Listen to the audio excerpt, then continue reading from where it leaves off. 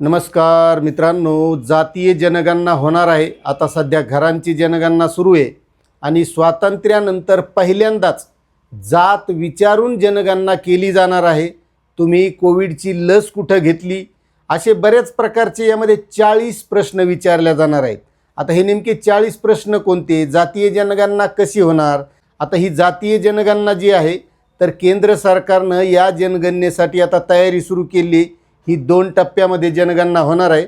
सध्या घरांची जनगणना सुरू आहे आणि त्यानंतर जातीय जनगणना डोअर टू डोअर, घर टू घर अशा प्रकारे जात विचारून केल्या जाणार आहे। आता त्याबद्दलचं सविस्तर विश्लेषण आपल्याला बघायचं आहे। आता या जनगणनेसाठी केंद्र सरकारनं 2027 साठी 11,718.24 कोटी रुपयांची अर्थसंकल्पामध्ये तरतूदसुद्धा केली आहे आणि जनगणना संपूर्ण देशात केंद्राच्या समन्वयानं होणार आहे। आणि महत्त्वाचं म्हणजे पहिलीच वेळ अशी आहे की डिजिटल स्वरूपात ही जनगणना असणार आहे। म्हणजे तुमच्याकडे येणारी व्यक्ती जनगणना करते वेळेस पेनानं कागदावर अशी नाही होणार, तर डिजिटल स्वरूपात मोबाईल टॅबच्या माध्यमातून या सर्व जातीय जनगणनेची, घराची, व्यवसायाची सगळी नोंद ही डिजिटल असणार आहे। आता या जनगणनेची कायदेशीर प्रक्रिया जनगणना कायदा 1948 आणि जनगणना नियम 1990 अंतर्गत होईल। केंद्राच्या मते लोकांनी दिलेली वैयक्तिक माहिती पूर्णपणे गोपनीय ठेवली जाईल। जनगणना कायद्याच्या कलम 15 नुसार ती सार्वजनिक केली जाऊ शकत नाही। माहिती अधिकार कायद्याअंतर्गत RTIच्या दिली जाऊ शकत नाही आणि कोणत्याही न्यायालयात पुरावा म्हणून वापरली सुद्धा जाऊ शकत नाही। आणि महत्त्वाची गोष्ट म्हणजे यामध्ये सविस्तर माहिती विचारल्या जाणार आहे। मग यामध्ये जे काही 40 प्रश्न आहेत ते सुद्धा आपल्याला माहीत असणं गरजेचं आहे। आता ही 2 टप्प्यात कशी होणार आहे, तर हा पहिला टप्पा चालू आहे सध्या घर सूचीकरण आणि गृहगणना, ती आहे एप्रिल ते सप्टेंबर आता 2026च्या दरम्यान। यात घराची स्थिती, सुविधा, घरात उपलब्ध संसाधने आणि इतर निवासी माहिती गोळा केली जाईल। प्रत्येक राज्य आणि केंद्रशासित प्रदेशात हे काम 30 दिवसांच्या कालावधीत होणार। यातील पहिल्या 15 दिवसात लोकांना स्वयंगणना करण्याची सुविधा देखील ऑनलाईन पद्धतीने दिल्या गेली होती। आणि आता तुमची ही जनगणना घरांची स्थितीची ही झाली असेल, त्यात तुम्ही काय माहिती नोंदवली आता हे तुम्हाला माहीत असेल। आता याचा जो काही दुसरा टप्पा आहे तो फार महत्त्वाचा आहे आणि तुम्ही सध्या बघत असताल महाराष्ट्रामध्ये जे काही आरक्षणाचं वादंग सुरू आहे आणि यामध्ये जातीय जनगणना करण्याची मागणी खूप मोठ्या प्रमाणात आहे। आणि त्यामुळं या जातीय जनगणनेला सुद्धा महत्त्व आहे, कारण आरक्षणात म्हणतात ज्याची जितकी टक्केवारी आहे तितकं आरक्षणात सुद्धा टक्केवारी, त्यानुसार ही जनगणना महत्त्वाची आहे। आता यामध्ये जो काही दुसरा टप्पा आहे तो होणार आहे फेब्रुवारी 2027 मध्ये सुरू। आणि यात प्रत्येक व्यक्तीची लोकसंख्याशास्त्रीय, सामाजिक, आर्थिक, सांस्कृतिक, स्थलांतर आणि प्रजनन संबंधित माहिती गोळा केली जाईल। याच टप्प्यात सर्व जातींची सुद्धा गणना होणार आहे। लडाख आणि जम्मू काश्मीरच्या बर्फाळ प्रदेशासह उत्तराखंड, हिमाचल प्रदेशातील काही बर्फवृष्टी होणाऱ्या भागामध्ये दुसरा टप्पा हा सप्टेंबर 2026 मध्ये पार पडणार आहे। आता ही महत्त्वाचं म्हणजे डिजिटल जनगणना आहे आणि पहिली वेळ आहे। देशाची पहिली डिजिटल जनगणना असं हिला म्हणल्या जाते। डेटा डिजिटल माध्यमातून नोंदवला जाणार। लोकांनी स्वतःची माहिती देण्याचा म्हणजेच सेल्फ इन्युमरेशनचा पर्यायही यामध्ये उपलब्ध असणार आहे। आणि महत्त्वाची गोष्ट म्हणजे यामध्ये केंद्र सरकारने जनगणना 2027 साठी 40 प्रश्नांची यादीसुद्धा जाहीर केलेली आहे। यात लोकांना SC, ST किंवा इतर जातीबद्दल विचारले जाईल।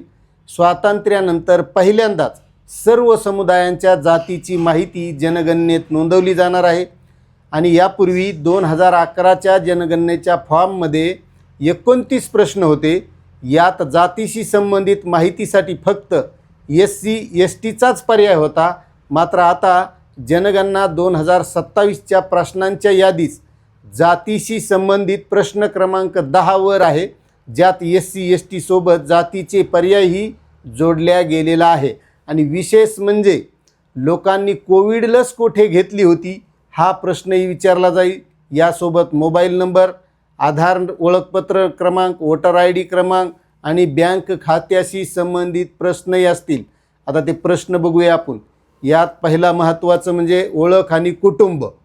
त्यामध्ये व्यक्तीचं नाव, कुटुंब प्रमुखाशी त्याचं नातं, त्याचं लिंग, जन्मतारीख आणि वय, वैवाहिक स्थिती कशी आहे, लग्नाचे वय किती, जोडीदाराचे नाव, त्यानंतर घोषित राष्ट्रीयत्व, त्याचा धर्म, अनुसूचित जाती, अनुसूचित जमाती, जात, वडिलांची माहिती, आईची माहिती, अपंगत्व, मातृभाषा आणि इतर भाषा, त्यानंतर शिक्षण आणि भाषा, यामध्ये साक्षरता आणि डिजिटल साक्षरता विचारली जाणार. शैक्षणिक संस्थेतील अभ्यासाची स्थिती कशी आहे, सर्वोच्च शैक्षणिक पात्रता आणि शाखा विषय शिक्षण काय झालेले नेमकं, या माध्यमातून विचारला जाणार. आणि ह्या शिक्षणावर आधारित रोजगार, कोण काय रोजगार करते यानुसार तुम्ही गेल्या एका वर्षात काम केले आहे का नाही, का घरीच बसून राहिले, आर्थिक क्रियाकलापाचा प्रकार तुमचा काय आहे घराचा, तुमचा व्यवसाय कोणता आहे, उद्योग व्यवसाय किंवा सेवेचा प्रकार, तुमचा जे काही कामधंदा तुम्ही करत असाल तो सुद्धा नोंदवल्या जाणार. त्या कामगाराची श्रेणी कोणती असणार आहे, काम कोणतं करतो, शेतीमधलं करतो का कुठं खांदाखुंदीचं काम करतो, रजाराजी करतो का स्टँडर्ड काहीतरी चांगलं सेवेचं काम करतो. त्यानंतर गैर आर्थिक क्रियाकलाप काय असणार आहे, त्यानंतर कामाचा शोध किंवा उपलब्धता, कामावर जाण्यासाठी तुम्ही प्रवासन कसा करता, पायी जाता, गाडीनं जाता, मोटरसायकलवर जाता की फोर व्हीलरमध्ये जाता, अशा सगळ्या नोंदी यामध्ये घेतल्या जाणार आहेत.